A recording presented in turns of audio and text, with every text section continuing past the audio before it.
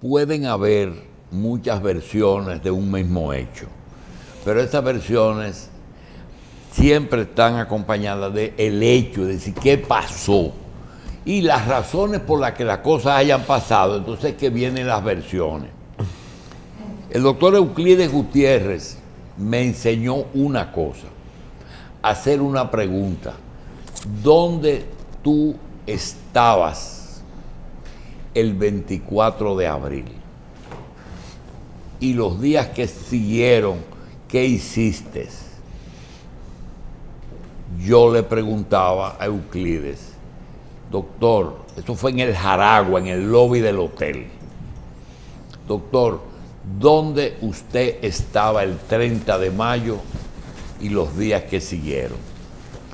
Lo digo porque con Orlando Sánchez Díaz, que coordinó esta conversación con Cocuyo Báez, Rafael Báez y Pérez, ingeniero, el doctor Carlos Campuzano y el doctor Rafael Gamundi Cordero, Rafa, nosotros hemos logrado, de los antecedentes, desde el golpe de Estado hasta la... Yo creo que estamos claros.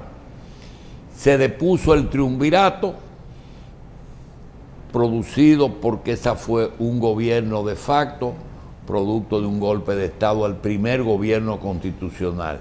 No es el objetivo analizar el gobierno de 7 meses de Bosch, porque no hay tiempo para esas cosas. Pero, de hecho, el gobierno del triunvirato fue depuesto por las fuerzas militares dominicanas, que luego se dividieron y ocasionaron una guerra civil. Porque y en ese punto estamos ahora mismo.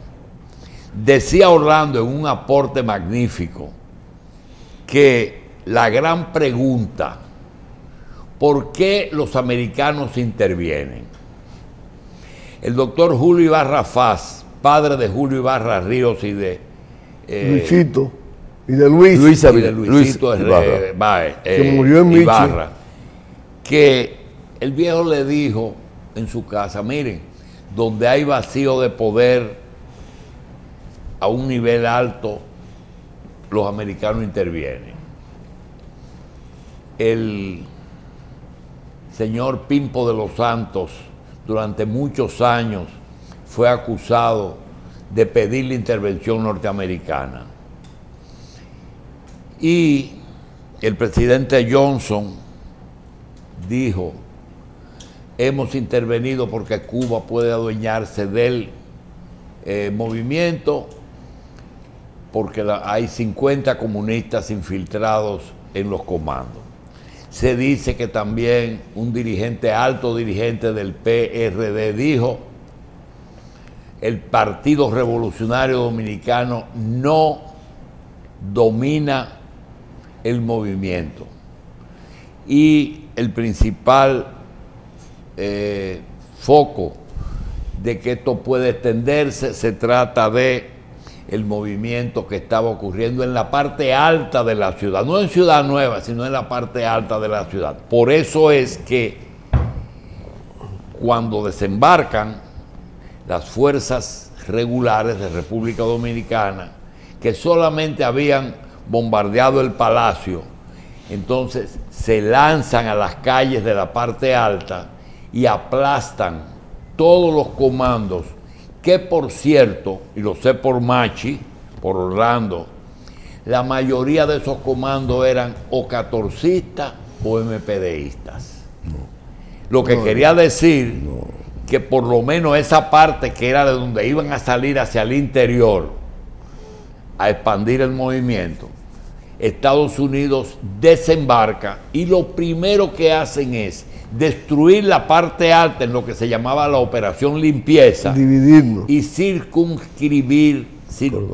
circunvalar o como se llame el movimiento a estas calles. Calle Pasteur hasta la Bolívar, Bolívar hasta la Rosa Duarte, Rosa Duarte hasta la México, México hasta la 30 de marzo, 30 de marzo hacia la Pimentel, Pimentel hacia la Amado García Guerrero, que después se llamó así, en el Monte de Piedad, ahí, y un corredor hasta el puente. Eso llegaba hasta la Vicente Noble y todo Ciudad Nueva y Colonial. Ahí se limitó y no hubo ningún tipo de combate, excepto cuando el comando que estaba en lo que fue luego la Casa Saglul, una tienda, fue empujado y ese comando se mudó a lo que fue la oficina Troncoso de Abogados en la 19 de marzo. No hubo nada, el gran combate fue en la parte alta. Yo hago esa narración porque lo vi y posiblemente nuestros invitados nos corrijan. Pero cuando llegan los americanos, nosotros ya hemos dicho que del 24 al 28, Hernando Ramírez ya no es el jefe militar de la revolución, ya el comando que estaba en la calle Pina pasa al edificio Copelo,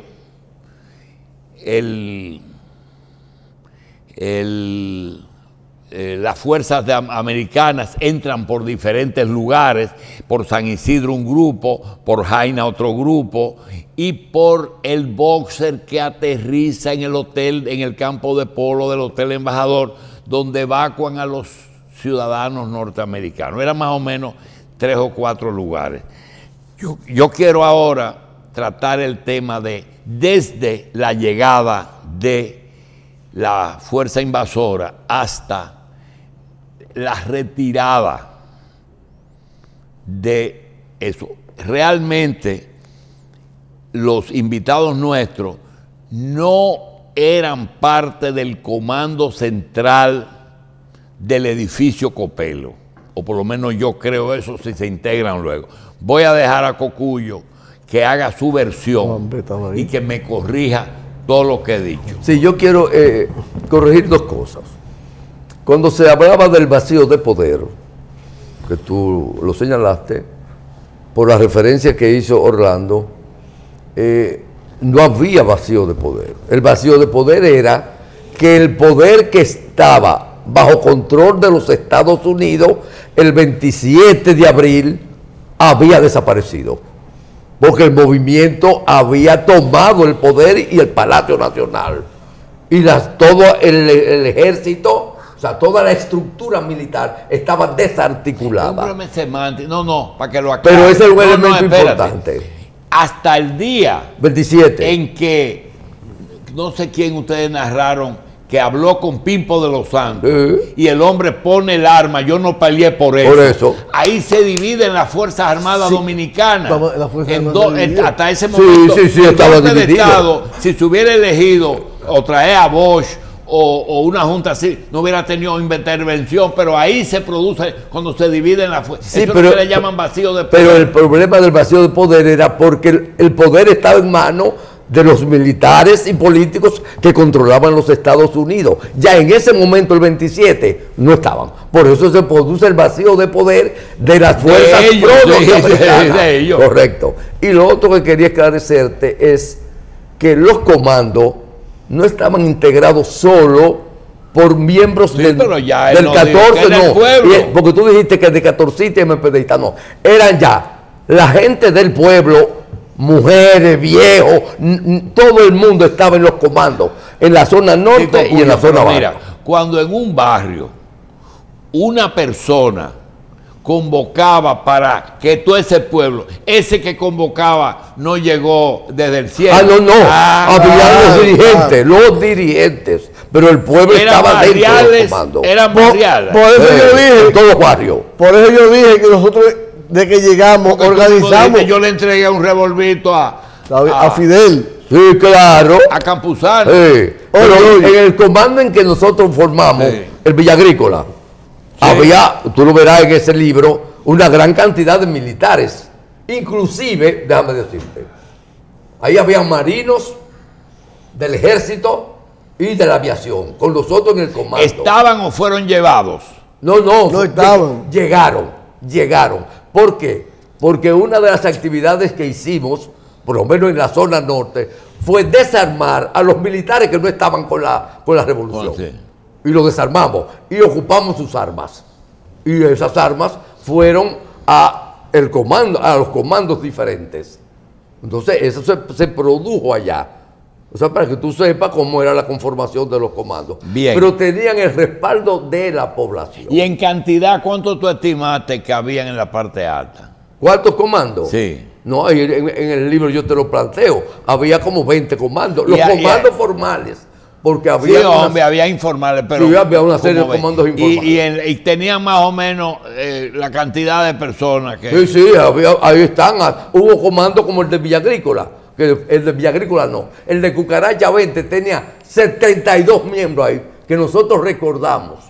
Está ahí en ese libro. El papel de las mujeres en esos comandos. Las mujeres, mira. Las mujeres tuvieron una gran participación y puedo destacar en la zona norte que estaba Frida Espinal, la licenciada Frida Espinal, la obrera argentina Santana, y una Félix Lebró, y había un grupo de mujeres que yo no te puedo recordar. Y con nosotros en la Juan de Morfa estaba Aniana Vargas. Correcto. Y Belisa Acevedo. Una pregunta, desde el 24 de abril hasta que se firme el pacto, pasan 4 o 5 meses, ¿verdad? Bien, ¿cuál es el centro de todo?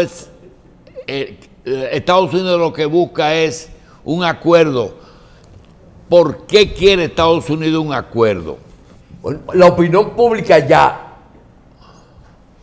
mundial recuerda que aunque la OEA se hizo cómplice de la invasión norteamericana, porque tú recuerdas que fue la OEA que justificó la llegada también de los 42.000 marines. Entonces, pero había una serie de fuerzas internacionales como la Unión Soviética, sí, lo China, que pasa Cuba. Es que yo no sé quién hizo las relaciones públicas, pero el que le puso movimiento constitucionalista fue lo que impidió que eso se aplastara. Claro. No, Estados Unidos podía ocupar, pero no podía Pero aplastar. no podía. Y por eso realmente tuvieron ellos que sentarse en la mesa. Además, recuérdate que ellos creyeron en la zona baja que el 15 y el 16, con esa masiva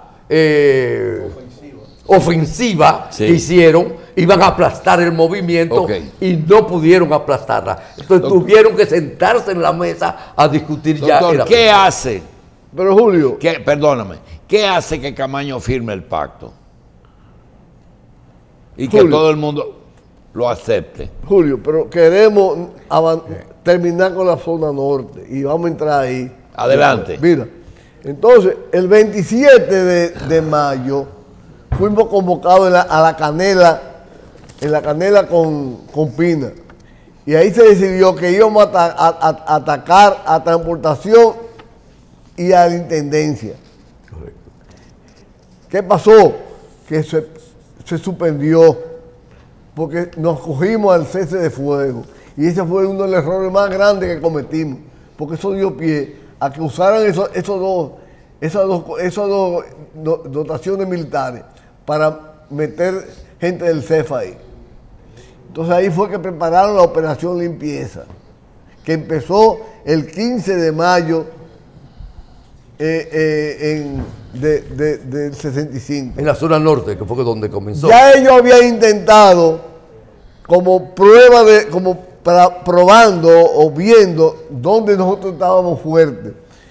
Entraron por la Máximo Gómez con Obando, donde estaba Cucuyo, y por la avanzada ahí, donde estaba el Blanco Peña y Pasito Polanco, y fueron repelidos.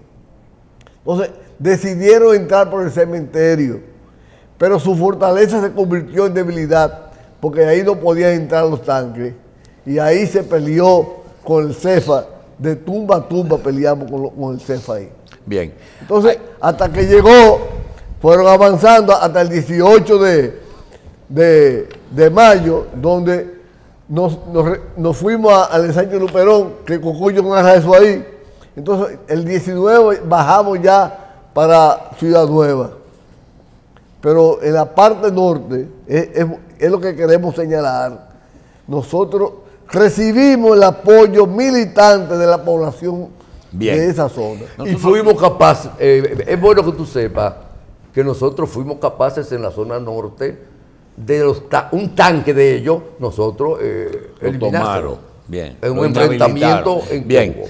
Hay muchísimas etapas. Espérate, Julio, sí, dime. Porque en el mismo espacio ahí donde Orlando señala que tanto el espacio de transportación y de intendencia que fueron ocupados por el CEFA, también ellos tenían en la Máximo Gómez, en lo que se llamaba la fábrica de clavos Enriquillo, preparando un bastión de militares para enfrentar, cuando ellos comenzaran a investir al Cucaracha 20 que estaba en esa zona del ensanche de la Fe, tenían una contraofensiva en la Máximo Gómez, en la fábrica de clavos Enriquillo.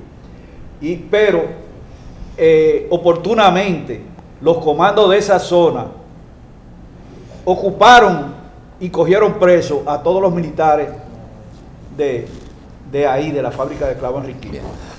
Es bueno anotar que el movimiento constitucionalista estaba en un proceso en el cual no quería agredir a ningún militar. Todos los militares que se cogieron presos ahí, en ese escenario de la fábrica de clavos Enriquillo, se introdujeron en una guagua y lo mandamos para su casa. Le quitamos las armas y ellos se fueron para su casa. Pero ellos no cogieron para su casa, cogieron y se metieron otra vez a transportación y fueron parte de los guardias de la ofensiva. Yo quiero señalar dos militares, Julito, que participaron con nosotros y terminaron con nosotros. El teniente Néstor Pimentel, hoy coronel constitucionalista, y el cabo Beltré del ejército, Agustín Beltré. Bien, señores, el capitán Cabrera. ustedes el capitán Cabrera. ya han visto sí, que es prácticamente imposible hacer un relato edificante para estas generaciones de lo que de lo que ocurrió en esa etapa. Solamente el tema que plantea Orlando Sánchez de lo ocurrido en la parte alta, Cocuyo y él, los tres, así como en la narración de lo que precedió o lo que le siguió al golpe de Estado de Bosch y antecedió a la revolución, es muy difícil tratarlo en un tema.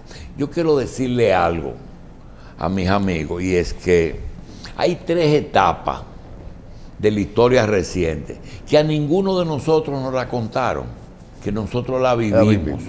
Y no tenemos que comprar un libro de Frank Moya Pons, ni un libro de nadie, porque lo vivimos y estábamos, pero no estábamos en todos los lugares al mismo tiempo. No. Como está narrando, por ejemplo, Orlando y Machi Constant nos hablan de la parte alta, siempre Machi habla de la parte alta. Y yo quiero decir lo siguiente: la noche que matan a Trujillo, la madrugada que derrocan a Juan Bosch, la proclama de Peña Gómez y el 28 del desembarco. Son 4 fechas que nosotros tenemos que irnos con una idea clara, no de detalles, sino de lo macro, de qué fue realmente lo que aquí ocurrió. Porque hay un elemento que es común denominador. Todos los dominicanos que teníamos uso de razón en esas 4 fechas sentimos la misma sensación. No importa de quién y con quién usted simpatizaba.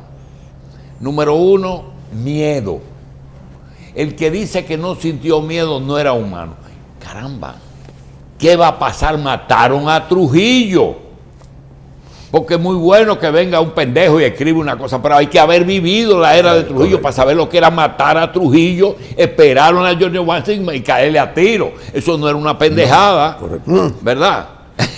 Por eso era la importancia de los héroes de Mayo. Cuando vienen a hablar de Inver, yo le digo los genitales de tu mamá. Eso es lo que yo le digo, porque ese señor tiene derecho a... ¿Sabes lo que es coger para George Washington? A caerle a tiro a Trujillo. No, que si lo Durante el descubren... tiempo. Número dos. ¿Y qué va a pasar ahora? Eso todo el mundo se lo preguntaba. Me decía Marcelino Vélez, Turquito, tú verás lo que va a pasar. Estaba en su cosa, él sabía lo que iba a pasar, ¿verdad? Y esa mañana confirmamos que habían llamado 4 cirujanos para preparar un cuerpo. Audol era tiriquito esa vaina, Trujillo, estaba muertecito. Otra cosa, a las 7 de la mañana una proclama. Las fuerzas vivas de la nación, considerando Tinmarín de Dopingüé, Hipólito Sánchez Báez lee un acta notarial que derroca a Juan Bosch, el primer gobierno constitucional de la República, y se quedó el país tranquilito. No hizo absolutamente nada en ese momento. No. 24 de abril, Peña Gómez en Tribuna Democrática lanza una proclama y se corre. Durante esos días se crea 2 cosas. Es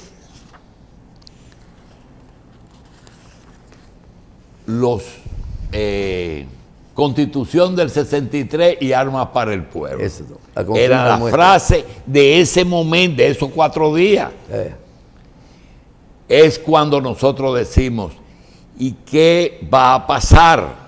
Entonces, llegan los americanos con muchísimas versiones, pero que todo se concentra en que donde hay un vacío para ellos, como decía, no, aquí no había vacío, hubo un vacío para las fuerzas que dominaba Estados Unidos aquí. No, cogieron, como decía Cabito, hubo miedo en San Isidro y un repliegue, ¿qué vamos a hacer?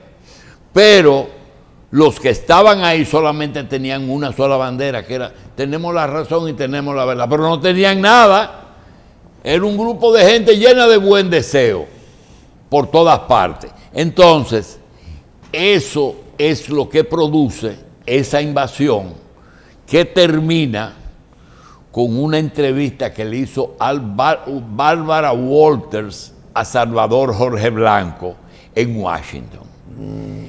Jorge Blanco, que era medio diletante en alguna cosa, dice, porque nosotros defendimos la constitucionalidad en el 65. Le dice la entrevistadora, presidente, ¿usted sabe que fue contra fuerzas norteamericanas que ustedes lucharon?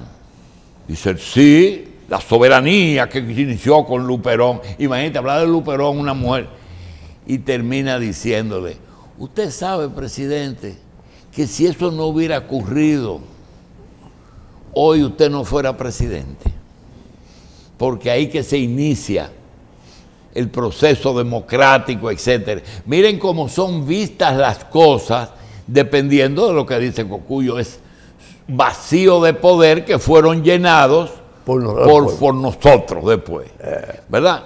Y yo pregunto, ¿cuáles fueron las causas que depusieron al militar, creo que fue Peña Taveras, ¿verdad?, que dijo, yo no luché por esta vaina, yo luché por retorno de la Constitución con Bosch y punto.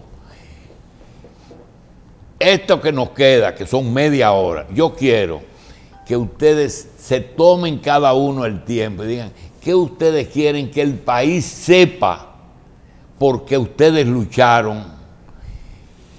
No quiero juzgar conducta, si Bosch hizo lo que tenía que hacer, si no quiso venir a tomar el poder, si Camaño era un hijo de Fausto y el otro era hijo de Ludovino. Esas son pendejadas. Lo importante es que el hombre como termina, y ellos terminaron bien. Y además lo más importante, señores, así como irse para la avenida a matar a Trujillo, enfrentar 44,000 tropas norteamericanas, esa no es una pendejada. Guardia entrenado por ellos. Déjame decirte lo siguiente, porque habrás observado que he estado siempre atento a las preguntas. Sí. Que se hacen. Estamos en la parte alta. Las más gloriosas batallas que se han librado en el país después de la independencia y la restauración se libraron allá, porque fue la incorporación del pueblo. Y ese pueblo, en su inmensa mayoría, obedecía a Peña Gómez. No es porque él habló de que no, es que era militantemente peñagomista. La gente creía en Peña Gómez. Sí, pero tú has mencionado, espérate, tú has mencionado una cosa 2 veces, quizás porque a ti te expulsaron. La dimensión de Peña Gómez en el 65 era tan grande como líder. Desde el 63. Ahí comenzó a crecer, desde que vos se fue. Él queda al frente del partido y de las masas populares que querían el restablecimiento de la constitucionalidad. Es Peña Gómez. Ahora, hay una cuestión que es sobre la parte alta, que es lo que se ha estado hablando. Que no he tenido la oportunidad de opinar sobre el particular. Y brevemente te digo. En el comando La Vega, o la parte principal de la dirección, estábamos nosotros en el Parque Independencia, en la mañana del 28 de abril, cuando va pasando el periódico El Caribe anunciando la rendición, ¿verdad?, de Molino Ureña y la liquidación de la revolución. Todavía salió El Caribe ese día. El Caribe. Sí. Entonces dice Minguito de la Mota, eso no es verdad. La revolución no ha terminado, Rafa. Vámonos para la parte alta, que allá se pelea. Allá están las armas y está el pueblo. Porque la gente de Ciudad Nueva, que Ciudad Nueva fue glorioso y es gloriosa, pero se estaban yendo la mayoría para el interior a protegerse con su familia. Y entonces ahí también había un vacío de masa en ese momento. Entonces nosotros nos vamos a la parte alta y cuando vamos llegando, encontramos una avanzada que tenían ya entre el PRD, el 14 de junio, me pedí una avanzada donde estaba, como decía, creo que Orlando, Pepito Bosch, Orlando Bosch, ¿cómo es? León Bosch, estaba ese Fifí Guzmán y Miguel Soto. Y nos dicen, allí se está juntando un grupo de hombres que no tienen armas, pero se están juntando. Vamos a llevarlo. Y nos llevan entonces donde está el Cucaracha 20. Ahí estaba Juan Miguel García, que era un fotógrafo y militar de baja graduación.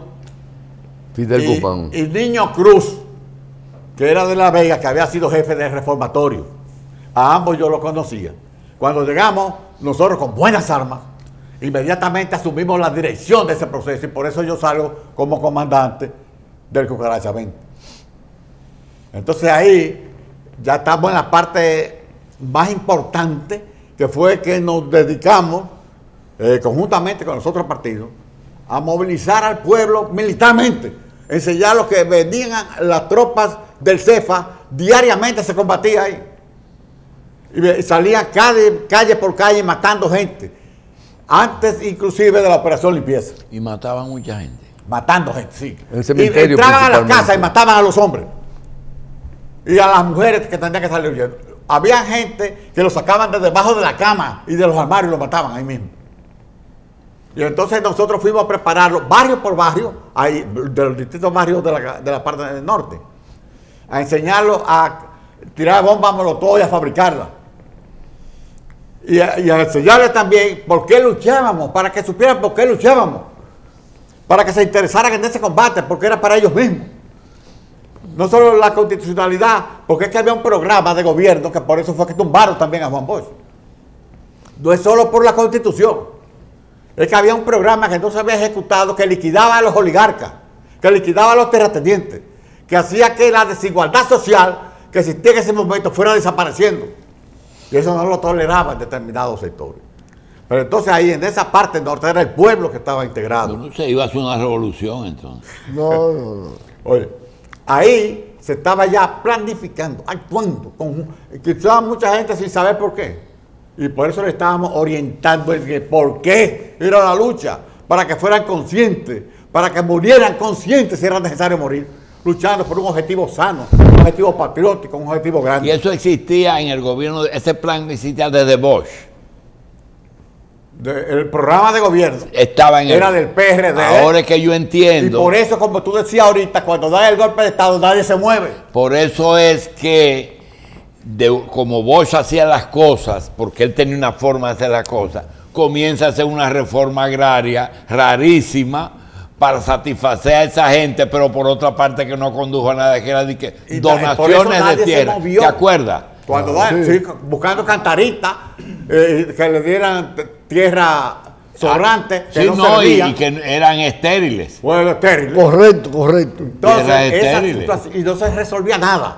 Y ya iban 7 meses Pero de por lo gobierno. menos había un tente ahí, ¿verdad? Para hacerle ver a los que el programa que había la idea de hacer una reforma Toca ese agraria. punto porque tú señalabas que nadie se movió cuando el golpe de Estado. No, Y nadie. fue por eso, porque nadie se sintió satisfecho. Las escuelas estaban cerradas. Nadie se sintió satisfecho, no se cumplió con nada prácticamente. Se cumplió con una cosa. El gobierno fue honesto, no fue ladrón, no fue corrupto. Los 7 meses de gobierno fueron ejemplares en ese sentido. Respetó las libertades públicas. Sí, pero hubo un sentimiento que yo no sé si yo me pondría de un lado, porque hay cosas que no se pueden decir. Yo creo que esos pronunciamientos a las 7 de la noche, como que no terminaron en nada, como que fue un gobierno de pronunciamiento. ¿A ti no te pareció lo mismo? Como que no le dolió a nadie el golpe. No satisfizo a nadie. No Eso satisfizo mismo. a nadie. Ni siquiera. Inclusive cuando se conspiraba y se le pedía, mira, te van a tumbar. Nosotros fuimos donde él, en comisión, cuando él era presidente, a decirle que en el Parque Enriquillo se había hecho la manifestación de Cabral, donde había dicho claramente que había que derrocar al gobierno de Juan Bosch porque era comunista y corrupto, que no era ni comunista ni corrupto. Yo tengo una anécdota. Entonces eso se proclamó. Iban a todos ¿De los quién fue municipios. ese en el parque de Julio Molina? En el Parque Enriquillo. Fue. Sí, en el Julio Molina. Oye, Julio, una anécdota. Pero entonces, en esas movilizaciones, se iban integrando la gente y iban oyendo. Y se dijo eso en el gobierno de Bosch, en el gobierno de que Bosch. había que derrocarlo En el gobierno de Bosch. por Y corrupto. se hicieron, y ahí iba también el padre Marcial Silva. Sí, sí. Y iban pueblo por pueblo esas manifestaciones. Las y manifestaciones y cristianas. reunían Social cristiana. muchachos, salían de la De iglesia. reafirmación. Social pistola. Julio, Salían inclusive. Igual, ¿por qué decían que tanta gente financiaba el golpe? El ¿Te golpe. acuerdas que es el golpe más caro que se ha dado El aquí? golpe a Porque Bosch. costó todo el mundo. Ese dio cuarto, Horacio Álvarez dio cuarto, qué sé yo quién dio no, cuarto. Julio, oye esto. Porque acuérdate que inclusive los comerciantes hacen una huelga Sí. para el golpe de Estado, una huelga general que fracasó. Pero igual que mira, cuando el profesor Bosch va donde los militares y dice en ese momento, porque todo esto tiene que ver con la Sí, revolución y con lo que tú señalas de que nadie se movió, y dice entonces frente al ejército, frente a las distintas instituciones militares, el comunismo es hambre, es miseria, es la pérdida de toda la paz Sí. y de todos los bienes que ustedes. Entonces ya ahí está también, a él lo están acusando de comunista. Entonces, Se quiso quitar eso de Entonces, arriba. correcto. Eso lo dijo al lado del Viviña, su ministro de la Fuerza Pero oye, Armada, ¿no Julio, te esto. acuerdas? Julio, cuando el 14 de junio, en voz de nuestro líder Manolo Tavares, denuncia la conspiración, Miolán contacta a Darío Solano, compañero fundador del movimiento clandestino, que no cayó preso porque se exilió en la embajada de Argentina. Y fuimos de Manolo con Miolán. en la Rosa Duarte con Caunao. Y Manolo le hace un relato de cómo él se había enterado y todo, todos los detalles. Y Violán le dice, doctor, ¿y cómo se evita eso? Y Manolo le dice, haciendo una manifestación masiva frente al Congreso, nosotros vamos a participar abajo, no arriba, para denunciar eso. Que el partido organice eso. Y la respuesta de Violán fue, es que el partido está cerrado por orden del presidente. Sí. Yo quiero Perdón, Cocuyo. Carlos, Campuzano, ¿verdad? Sí, Campuzano. Sí, Campuzano. Creo que el que ve el programa piensa que Rafa Gamundi exagera, dice que mataron mucha gente. Tú que estuviste en la parte alta, esa operación limpieza mató mucha gente. Mira, yo estuve en el escenario principal de la primera avanzada del CEFA. Eso se produjo en la calle Mauricio Báez, esquina Juan José Duarte. Esquina Juan José Duarte. Ahí matan a Soler. Ahí mataron a... Eso es Villa Juana, ¿verdad? Sí, no, ese es el Sánchez de la Fe. La Ese Fe. es Sánchez de la Café Fe, Indubán, la Fe. En el entorno de Café Indubán. Ahí, por ahí. Y en ese escenario, que yo 5. estuve ahí porque yo estaba en la azotea. Juntos mataron 5. En la azotea yo fui encargado de desbaratar el tanque que venía con la Frente a la fábrica de clavos. Sí, con la avanzada del CEFA. Y ahí mataron alrededor de 8 personas, pero indiscriminadamente, fusiladas.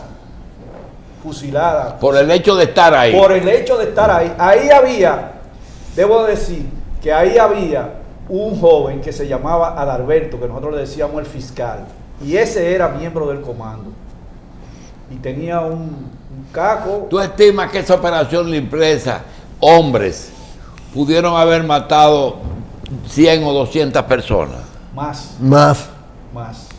Porque ellos entraban indiscriminadamente a una casa y acababan en el con todo. cementerio, en el cementerio de la Máximo Gómez. Sí.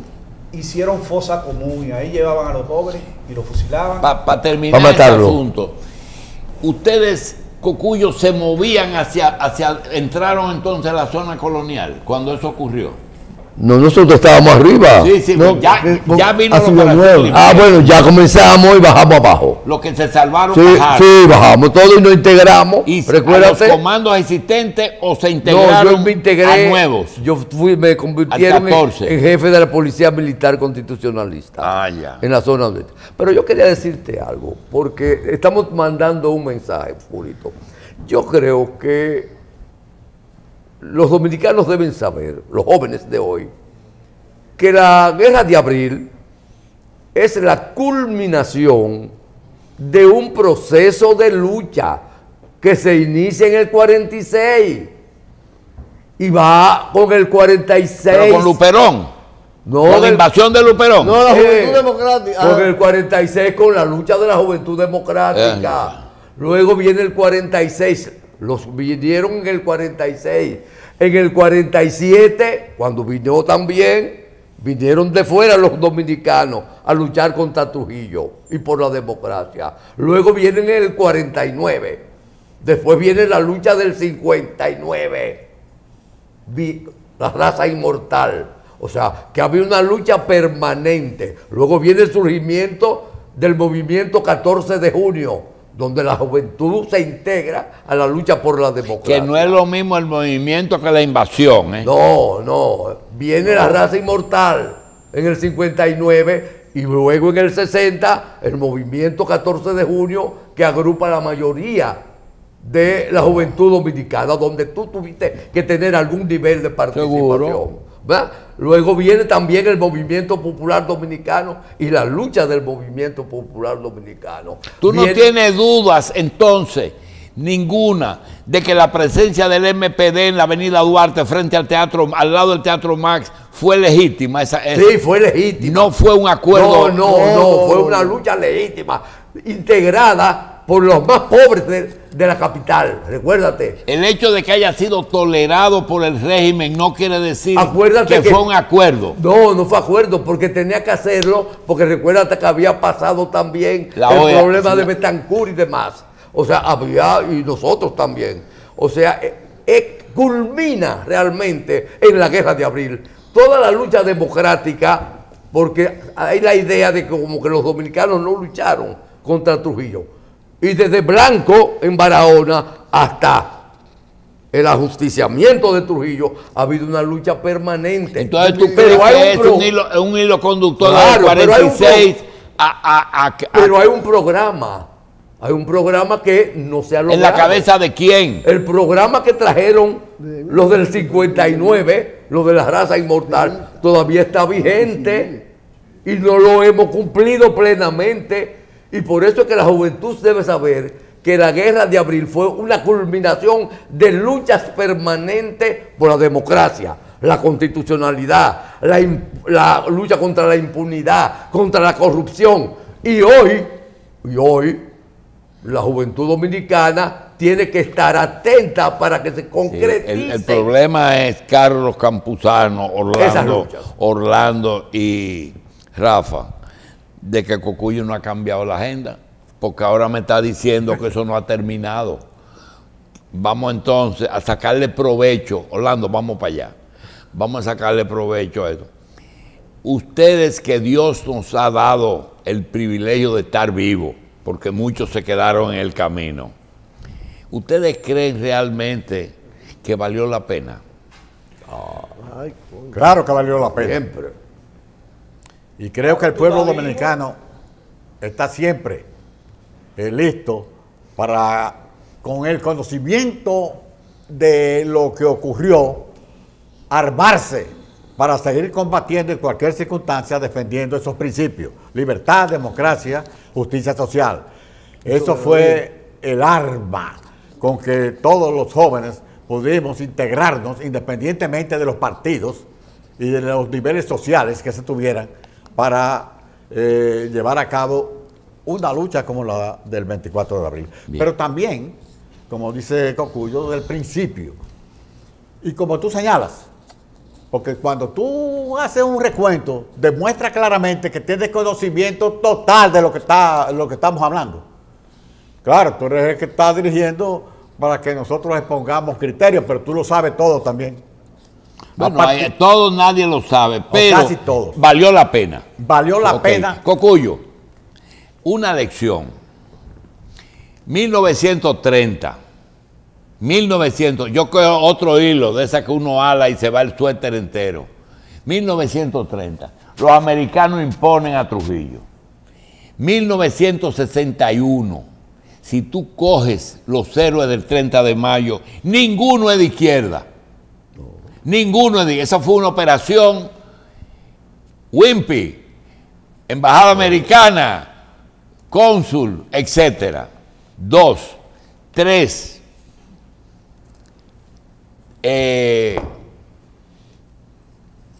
Bosch, matan a Trujillo, se elige a Bosch.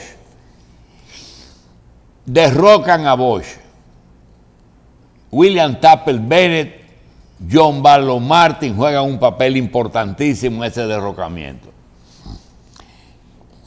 Revolución de Abril. Donald J. Reed Cabral, miembro del triunvirato, del primero del Consejo de Estado, del triunvirato. Y Donald Reed Cabral, viene la intervención, la segunda intervención, una en el 16 y otra en el 65. Y el 5, recuerda. 96, 94, los dardos de los partos de Balaguer para afuera, lo trajeron en el 66 y se lo llevaron en el 96. ¿Usted cree que en algún momento algún país, tú que has vivido en Venezuela, algún país puede tomar una decisión importante de cambio vital, donde llega Abinader al poder y le dice, no es China, y no reelección, y punto. Y cojan lo que ustedes quieran y USAID va a financiar lo que sea. Valió la pena y vale la pena seguir luchando contra una fuerza de esa dimensión, Cocuyo. ¿Con qué fuerza? Ha variado. Con Estados Unidos. Ha variado la geografía mundial. Ya no es... No es lo mismo. No es lo mismo. Ya no es Estados Unidos el que impone todo. Recuérdate que antes era Estados Unidos quien dirigía el mundo. Hoy las fuerzas del mundo han variado. Ya hay no solamente Estados Unidos, está China y están otros países. Que prepare el himno para cuando yo Sigue. Sigue. Y están otros países. Entonces decir que la correlación Tú de dices, fuerza, eso la nivela correlación un de poco fuerza la correlación. internacional ha variado. Inmueblemente ha variado. De tal manera, y tú lo tienes hoy, ahí está la pandemia que ha azotado al mundo y a nosotros en particular. ¿Y qué no ha ofrecido ese jerarca del mundo en el pasado? Nada. Bien.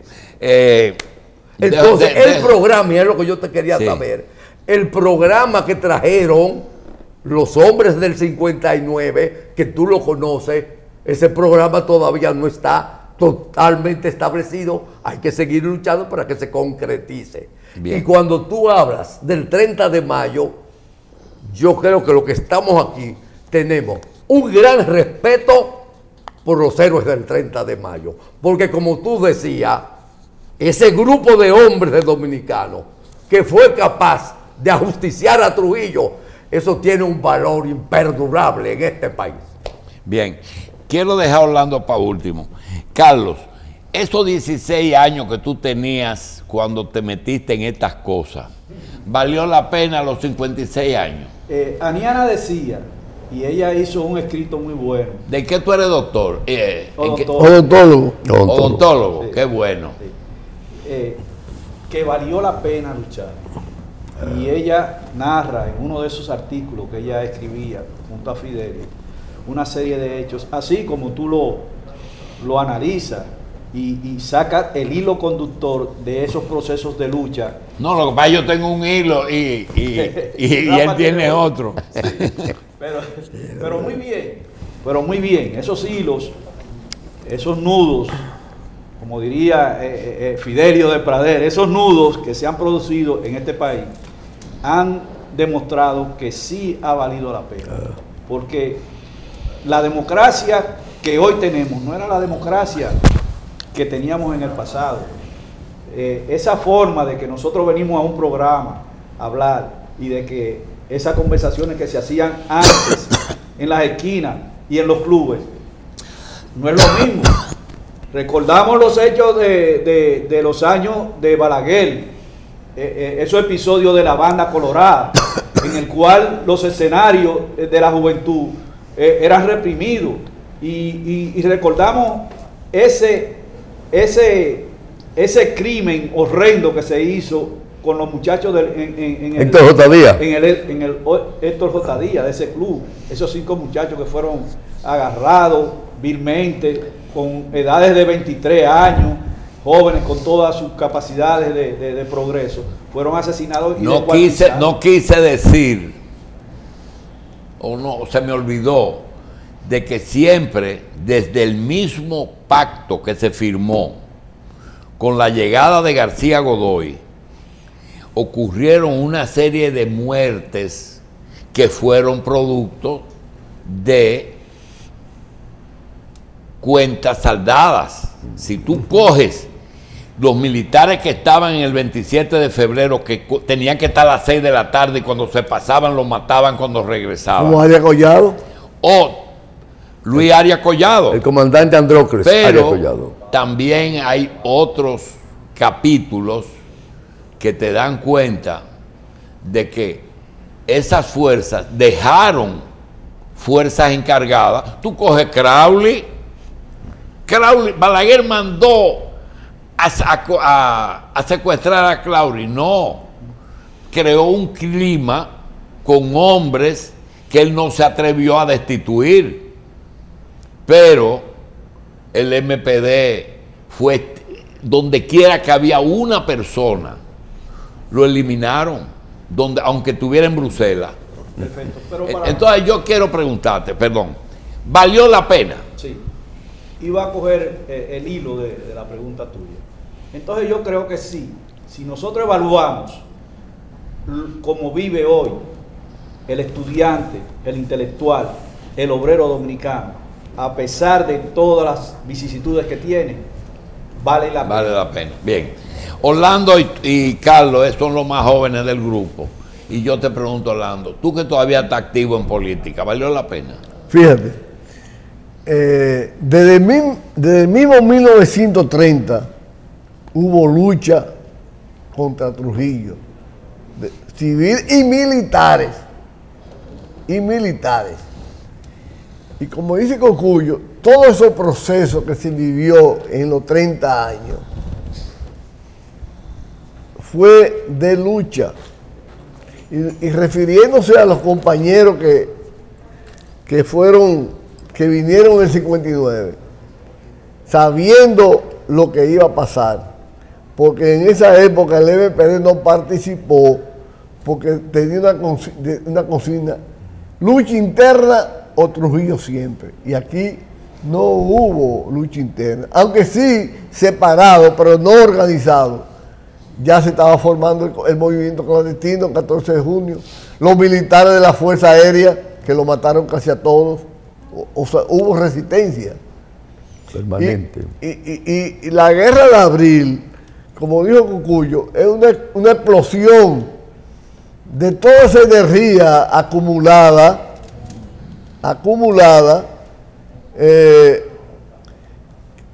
que produjo ese movimiento. Ahora bien, como dice Carlos, valió la pena porque solo con pensar los hombres del 30 de mayo, aunque mucha gente quiere decir, no, era Trujillo, solo con pensarlo de que iban a matar a Trujillo, era peligroso, porque Bien. si lo descubren, si lo descubren, hasta los nietos se van. Bien. Y entonces, para terminar, con todo este proceso que tenemos ahora, democrático, valió la pena. Bien.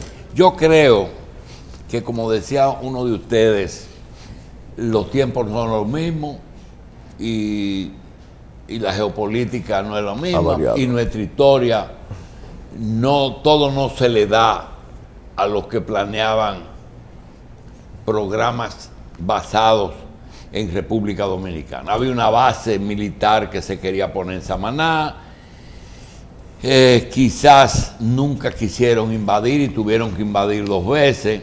Es decir, que Estados Unidos tuvo con Trujillo, con Balaguer, con Bosch, con Peña Gómez, que nunca llegó a ser presidente, pero incidió definitivamente en los gobiernos, en los 4 gobiernos del PRD.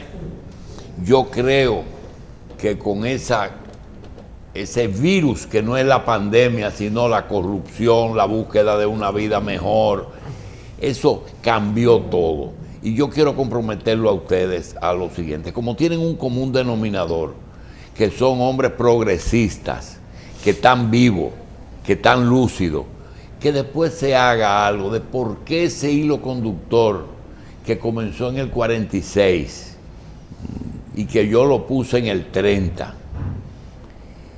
de la historia dominicana reciente, por qué la izquierda nunca logró ni la unidad ni el poder en República Dominicana, aunque la experiencia en América del Sur no fue muy halagadora, pero fue positiva si se busca el saldo de Lula, de Correa, de mismo Chávez. Señores, el compromiso está hecho y yo creo que podemos hacer algo ya en otro orden, porque se queda todo. Valió la pena. Sí. Señores, gracias a Orlando Sánchez Díaz, a Rafael Báez y Pérez, don Cocuyo, a Carlos Campuzano y a Rafael Gamundi Cordero. Señores, gracias por estar con nosotros. Este programa se repetirá en la noche de hoy.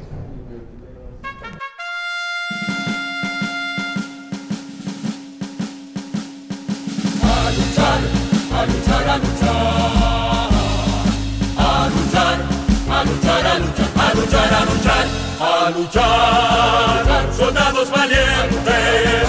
Empezó la revolución a imponer los nobles principios que reclama la Constitución. Desgarró la noche serena, la sirena de la libertad, cual clarín que llama la guerra.